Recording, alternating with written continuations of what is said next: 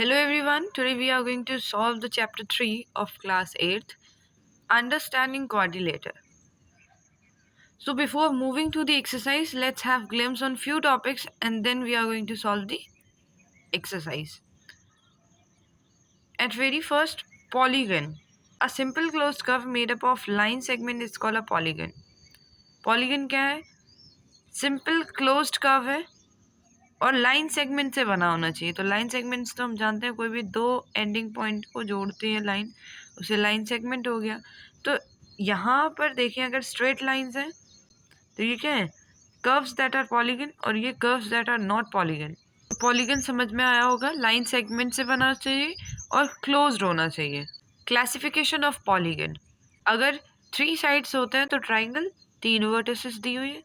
4 है तो क्वाड्रिलेटर, 5 है तो पेंटागन, 6 है तो hexagon, 7 heptagon, 8 octagon, 9 नोनागन, 10 decagon, and ऐसे ही चलता जाएगा। डायगोनल्स, अब डायगोनल्स क्या है? अ डायगोनल है ना line segment, once again line segment की बात है, कनेक्ट करता है 2 consecutive vertices of a polygon. Now comes to interior and exterior. किसी भी चीज़ के अंदर है, इन मीन्स अंदर, इतना समझ में आता है तो समझ जाएंगे। तो उसके अंदर का ब्लैक पोर्शन किया हुआ है तो ये इंटीरियर ऑफ अ फिगर हो गया। वही ये बादल बना हुआ है लेकिन इसके एक्सटीरियर में ब्लैकिश दिख रहा होगा तो ये एक्सटीरियर हो गया। अगर इंटीरियर है तो इंटीरियर का अपोजिट याद रहेगा एक्सटीरियर। आई एन इन का मतलब अंदर होता है, इसलिए इंटीरियर हो जाएगा। Okay, convex and concave polygon. अब पॉलीगन हमने पढ़े थे लाइन सेगमेंट से बने होने चाहिए और क्लोज्ड होने चाहिए, ठीक है। लेकिन अगर कॉनकेव और कॉन्वेक्स की बात की जाए, polygon that are convex have no portion of their diagonals in their exterior. Any line segment joining any two different points in the interior of a polygon lies wholly in the interior of it. Okay, सबसे बड़ी बात जो यहाँ पे बोली गई क्या है? जो कॉन्वेक्स होते हैं पॉलीगन, कोई भी उनका पोर्शन नहीं होगा डायगोनल का बाहर एक्सटीरियर में, सब इंटीरियर होंगे। फॉर एग्जांपल इसके डायगोनल्स बनाते हैं।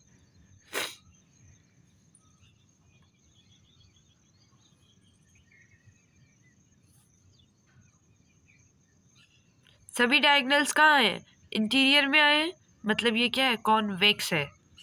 वहीं इसके डायगोनल्स बनाए, ये कैसे बनाएंगे? इन दोनों को जोड़ेंगे क्योंकि ये भी तो डायगोनल हो सकता है किसी भी साइड को। तो ये डायगोनल्स क्या है? नहीं हो रहे। क्यों नहीं हो रहे? क्योंकि ये बाहर जा रहा है।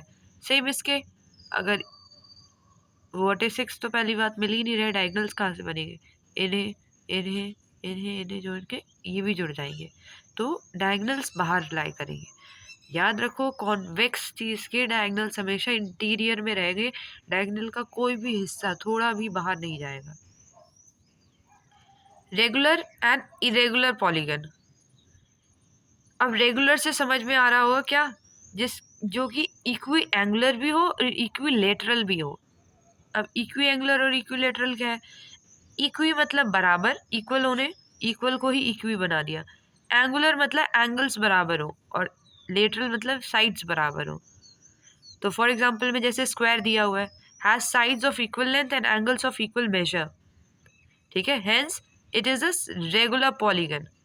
तो ये दो ट्राइंगल्स और स्क्वायर का उदाहरण दिया है, एग्जाम्पल। ये स्क्वायर है, ये इक्विलेटरल ट्राइंगल है। एंगल भी इक्वल हो जिसके और साइड्स भी इक्वल हो, उसे बोलते हैं रेगुलर पॉलीगन।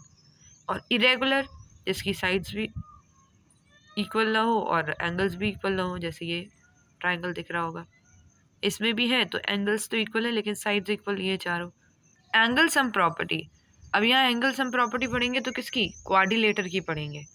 अब क्योंकि चैप्टर ही क्वाड्रिलेटर है, तो क्वाड्रिलेटर मतलब जिसकी 4 साइड हो, A B, B C, C D और डी ए, होगी 4 साइड्स। अब इन सभी एंगल्स को अगर ऐड करेंगे तो हमें क्या मिलेगा? ये होती है एंगल सम प्रॉपर्टी। नॉर्मल बोले तो हमें पता है ये चीज़, the sum of measures of the 3 angles of a triangle कितना होता है? 180। ट्राइंगल की एंगल सम प्रॉपर्टी हमने पढ़ी है, 3 एंगल्स होते हैं, तीनों को जोड़ दो तो कितना होगा 180 डिग्री। वैसे ही अगर क्वाड्रिलेटर को जोड़ेंगे चारों एंगल को तो क्या मिलेगा, क्योंकि 360। क्यों 360? क्योंकि हम किसी भी क्वाड्रिलेटर को 2 ट्राइंगल्स के अंदर सब डिवाइड कर सकते हैं। इसी क्वाड्रिलेटर को देख लो, ठीक है, अगर हम इसे डिवाइड कर सकते हैं ABC में और CAD में, 2 ट्राइंगल्स हो जाएंगे, और 180 इसका 180 इसका, तो 180 + 180 360। Now let's move to our first exercise. Given here are some figures, 1 से लेके 8 तक कुछ फिगर्स दी हुई हैं। Classify each of them on the basis of the following. इनके बेसिस पे हमें क्लासीफाई कर रहे हैं। Actually it's an old text book, so बच्चों ने पहले से ही लिख रखे हैं। Do let me make you understand. Classify each of them on the basis of the following: simple curve, simple closed curve, polygon, convex, concave. I think सब मैंने समझा दिए हैं तो कुछ समझ में आ रहा होगा। सिंपल कर्व क्या है? जो एक बार पेन चलाया हो और कंटिन्यूस में फ्लो में उसे ख़त्म किया हो, वो कर्व होता है, ठीक है। तो सिंपल कर्व कौन कौन से हैं? अगर हम इस पे पेन यूज़ करें, एक बार में प्लेन है ना, लाइन कट कर रही है, दोबारा रीट्रेस नहीं कर रही हो, सेम इस फिगर में सिंपल कर्व है। इसमें तो 2 बने तो नहीं होगा, ये भी नहीं। इसमें देखो है सिंपल कर्व तो 5 आ गया। सेम इस फिगर को 6, इस फिगर को भी करेंगे तो 7। तो ये सारे क्या है? सिंपल कर्व है। अब सिंपल कर्व हमने जब डिफ्रेंशिएट किए तो सिंपल कर्व में सिंपल क्लोज्ड कितने हैं? तो जितने हमने सिंपल देखे क्या सभी क्लोज्ड हैं? ऑब्वियस क्लोज्ड है। जो एक पॉइंट से शुरू करेंगे तो लौट के उसी पॉइंट पे ज्वाइन हो रहे हैं, तो बीच का स्पेस उनका कोई भी नहीं हो रहा है, तो सिंपल क्लोज्ड कर्व भी यही हो गए। पॉलीगन क्या है? अब पॉलीगन पढ़े थे कि लाइन सेगमेंट से बने होने चाहिए और क्लोज्ड होने चाहिए, ठीक है। ये फिगर्स तो लाइन सेगमेंट से नहीं बनी है, इनमें लाइन सेगमेंट यूज हुआ है, स्ट्रेट लाइंस जो है। अब इसमें पॉलीगन कौन कौन से हैं? तो 1 और 2, क्योंकि इसमें कर्व शुरू हो गया तो ये नहीं होगा, तो 1 और 2 क्या है? हमारे पॉलीगन है। कॉन्वेक्स पॉलीगन कौन से हैं? कॉन्वेक्स जिसके डायगोनल्स अंदर बने। अब पहली बात तो पॉलीगन ये है तो इनके 2 ही पार्ट हो जाएंगे ये, तो पॉलीगन ये दोनों थे। इसमें कॉन्वेक्स कौन सा है? इसके डायगोनल्स बनाएंगे तो इंटीरियर में रहेंगे, मतलब ये क्या है? कॉन्वेक्स। और यहाँ क्या है? एक केव दिख रहा है, वैसे भी दिखता है शेप में कि एक केव सा दिख रहा है, ठीक है। तो ये क्या हो जाएगा? Concave polygon.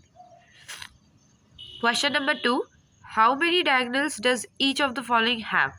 कितने डायगोनल्स होंगे वो बताने हैं। Convex quadrilateral. अब कॉन्वेक्स क्वाड्रिलेटर यही समझ लो एक एग्जांपल के तौर पे, है ना। क्वाड्रिलेटर है, 4 साइड से तो क्वाड्रिलेटर है। कितने डायगोनल्स इसमें होंगे मैक्सिमम? वर्टेक्स को इनके ज्वाइन करो, 1 2, इससे ज़्यादा वर्टेक्स ही नहीं है तो ज्वाइन कहाँ से होंगी? तो 2 डायगोनल्स हो जाएंगे। रेगुलर हेक्सागन, ओके, तो रेगुलर हेक्सागन की शेप हमने देखी थी, ये है। तो इनके वर्टेक्स जो जोड़ेंगे 1 2 3 4 5 6, तो कितने हो गए? 6, ओके। एंड ट्राइंगल के 0, क्योंकि ट्राइंगल यहाँ देख लो डायगोनल्स ही नहीं देगा, वर्टेक्स ज्वाइन ही नहीं होंगी, अपोजिट जो होंगी, ठीक है। What is the sum of the measures of the angle of a convex quadrilateral? Will this property hold if the quadrilateral is not convex? Make a non-convex quadrilateral and try it. Non-convex नहीं होगा और क्या होता है sum measure? अभी पढ़ा था 360. Will this property hold if the quadrilateral is not convex? तो not convex में yes. Question number 4. Examine the table. Each figure is divided into triangles and some of the angles deduced from that. तो sides दी हुई हैं, ये triangles में वो divide कर रखा है।